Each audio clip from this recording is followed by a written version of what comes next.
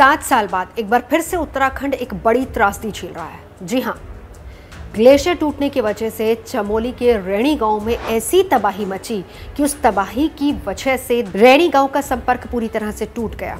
कई power projects को वहां पर नुकसान पहुंचा है और तबाही ऐसी कि राहत और बचाव के काम में एनडीआरएफ, आईटीबीपी, सेना, एसडीआरएफ सभी को लगाया गया। लेकिन सवाल यहाँ पर सबसे बड़ा है कि आखिर ग्लेशियर टूटते क्यों हैं, जिस वजह से इतनी तबाही होती है। इसी को समझने की कोशिश करते हैं। सबसे पहला सवाल जो जहन में आता है कि ग्लेशियर आखिर बनता क्यों है, यानी ग्लेशियर होता क्या है। तो आपको ये बता दें कि ये एक दिन में नहीं बल्कि बहुत सालों से इकट्ठी हो रही बर्फ़ होती है जो कि ग्लेशियर में तब्दील होती है, या फिर हम ये कहें कि ऊपर बड़ी बड़ी झीलें होती हैं। तापमान क्योंकि लगातार सालों से गिरता रहता है तो एक के ऊपर एक बर्फ़ की मोटी परत जमती जाती है।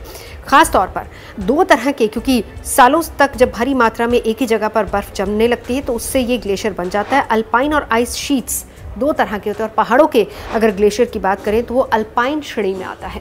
अब ग्लेशियर टूटते क्यों हैं? वैसे तो इसके बहुत सारे कारण हैं। आम भाषा में अगर हम समझें तो अक्सर हम और आप बात करते हैं ग्लोबल वार्मिंग, इस शब्द का इस्तेमाल करते हैं और बार बार इसको लेकर बहुत सारी बड़ी बड़ी मुहिम दुनिया में चल रही हैं और ये इसी लिए चल रही हैं ताकि पर्यावरण को बचाया जा सके। यानी कि ग्लोबल वार्मिंग अगर ज़्यादा होगी तो उससे नुकसान होगा और ये एक बड़ा और मुख्य कारण होता है ग्लेशियर्स के टूटने का। लेकिन इसके अलावा ग्लेशियर्स का टूटना या फिर उनका फूटना, इसका एक अहम कारण होता है गुरुत्वाकर्षण बल। ये भी एक बड़ा कारण होता है।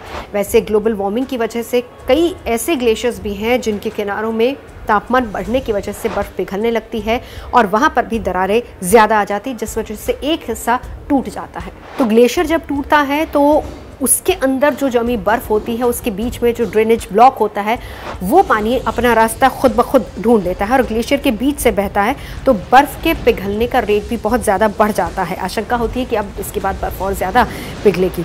इसका रास्ता भी बहुत बड़ा हो जाता है और पानी का एक सैलाब आता है। इससे नदियों में अचानक से तेज़ी से जल स्तर बढ़ने लगता है, बहाव बहुत तेज़ हो जाता है और इसीलिए हमने ये भी देखा कि जिस वक्त चमोली के ऊपर ग्लेशियर फटा था उसके बाद हाई अलर्ट पूरे एरिया में कर दिया गया था।